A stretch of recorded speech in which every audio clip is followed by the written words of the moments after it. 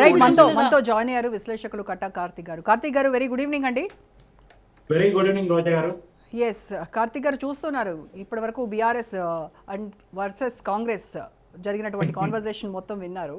So ఈ Musi river front project ఏదైతే ఉందో ఇది పెద్ద చర్చకు దారితీసినటువంటి అంశం. ఇవాళ తెలంగాణలో ఇదే పెద్ద హాట్ టాపిక్గా ఉంది. దాదాపుగా 1,50,000 కోట్ల ఖర్చు అవుతుంది ఈ మొత్తం ప్రాజెక్ట్కి అనేసి సీఎం ఒకసారి చెప్పారు. తర్వాత మంత్రులు మళ్ళీ దాని గురించి రకరకాల నెంబర్స్ చెప్తా ఉన్నారు. వాళ్ళకే ఒక క్లారిటీ లేనటువంటి పరిస్థితి.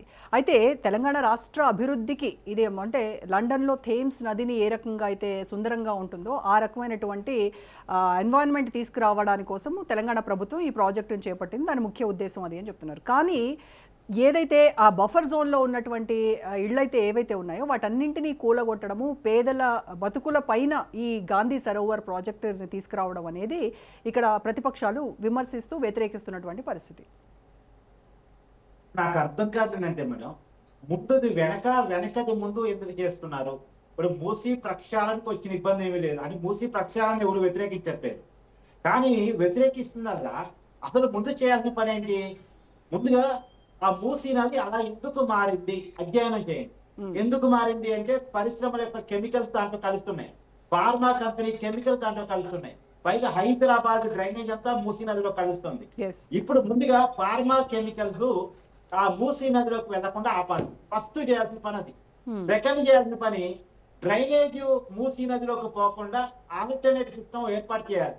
ఒక రేవంత్ రెడ్డి గారు డైలాగ్ మీకు గుర్తు చేస్తా. కేటీఆర్ ను ఉద్దేశించి మీరు ఫామ్ హౌస్ లో కడుక్కునే నీరు మా మూసీ నదిలోకి వస్తే ఆ నీరు మేము తాగాలని అప్పట్లో రేవంత్ రెడ్డి గారు మాట్లాడేవాళ్ళు. అంటే మన హైదరాబాద్ లో వాడేటువంటి నీరు, మురికి నీరు ఈ మూసీ నదిలోకి వెళ్తుంది. దాన్ని ఆపకుండా, అది చేయకుండా క్లీనింగ్ ఎలా చేస్తారు? ఇప్పుడు అది చేసిన తర్వాత కదా, ఇప్పుడు ఫస్ట్ వ్యర్థాలను ఆపి క్లీనింగ్ కి రంగం సిద్ధం చేసి క్లీనింగ్ దశలో అనే అది క్లీన్ అయిపోయిన తర్వాత ఆ చుట్టూ పర్యాటక ప్రాంతాన్ని ఇంప్రూవ్మెంట్ చేసే క్రమంలో పేదరికలు తొలగించడమా ఇంకోట చూసుకోవచ్చు. అదే ఫస్ట్ శుద్ధి చేయాలి, తర్వాత బ్యూటిఫికేషన్ కి వెళ్ళాలి. ఎస్, క్లీనింగ్ తర్వాత బ్యూటిఫికేషన్ వెళ్ళాలి. ముందు క్లీనింగ్ కదా, ఆ క్లీనింగ్ కి కూడా కావాల్సింది ముందు అవి ఎందుకు అంటే మూసీ నది ఎందుకు అలా మారిపోయింది, అపశుభ్రంగా మారిపోయింది అన్న దాని మీద దృష్టి పెట్టి ముందు శుభ్రం చేయడానికి ఏమేమి చేయాలి. అది చేయకుండా ముందు ఇది ఖాళీ చేయండి, ముందు ఇది కూలగొట్టండి, మీది బఫర్ జోను, మీది ఎఫ్టీఎల్, ఏంటిది నాన్ సెన్స్. కాకపోతే ఎన్నో సంవత్సరాలుగా అక్కడ నివాసం ఉంటున్నారు. అది బఫర్ జోన్ కావచ్చు, ఎఫ్టీఎల్ కావచ్చు, నిజమే కావచ్చు, దానికి కొన్ని సంవత్సరాలుగా ఉంటున్నారు.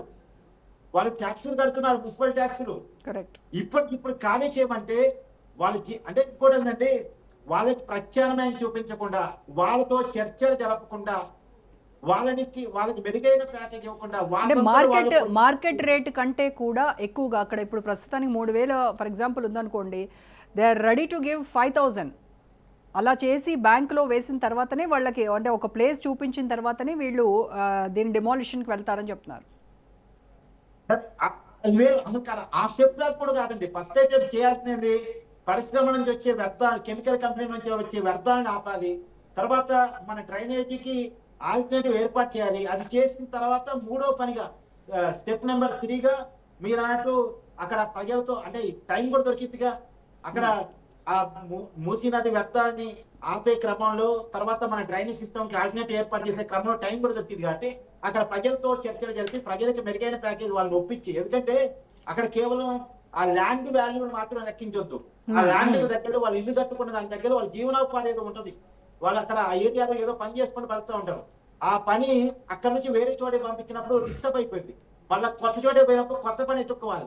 అక్కడ దొరికిద్దో లేదో తెలియదు. అంటే వాళ్ళ ఎంప్లాయ్మెంట్ కి, వాళ్ళ జీవితానికి కూడా సంబంధించిన అంశాలు ఉంటాయి. వాటన్నిటిని అడ్రస్ చేసి వాళ్ళతో చర్చ చేసి వాళ్ళని పంపించి అప్పుడు బ్యూటిఫికేషన్ చేసుకోవచ్చు. అంతే తప్ప అసలు ఫస్ట్ చేయాల్సిన పని చేయకుండా, స్టెప్ నెంబర్ 1, స్టెప్ నెంబర్ 2 చేయకుండా స్టెప్ నెంబర్ 3కి వెళ్ళటం అనేది అది సమంజసమయ్యేటువంటి పని కాదు. ప్రభుత్వం చేయాల్సిన పని అసలే కాదు. మరి ఎందుకు రేవంత్ రెడ్డి గారు ఇలా చేస్తున్నారు అంటే ప్రజల నుంచి వచ్చిన నాయకుడుగా చెప్పుకుంటూ ఉంటారు. జడ్పీసీగా స్టార్ట్ అయ్యే ప్రస్తావన చూసినా కానీ కింది స్థాయి నుంచి ఎదిగిన వ్యక్తి. మరి కింది స్థాయి జనాల ఆలోచన ఎందుకు పసిగట్టకపోతున్నారు, మొండిగా ముఖ్యంగా ఎందుకు వెళ్తున్నారు అనేది చూడాలి. సో వెంకట్, దశాబ్దాల క్రితము వాళ్ళు ఇల్లు కట్టుకున్నారు అక్కడ, వాటికి పర్మిషన్లు వచ్చాయి, తర్వాత కరెంటు బిల్లులు వస్తున్నాయి, కరెంట్ పర్మిషన్ ఇచ్చారు, నల్లా కనెక్షన్ ఇచ్చారు, అయినా మరి ఇప్పుడు వచ్చిన గవర్నమెంట్ ఏమో ఇదంతా బఫర్ జోన్లో ఉంది, ఇది అక్రమ నిర్మాణం అని చెప్పేసి వాళ్ళకి నోటీసులు ఇచ్చినటువంటి పరిస్థితి.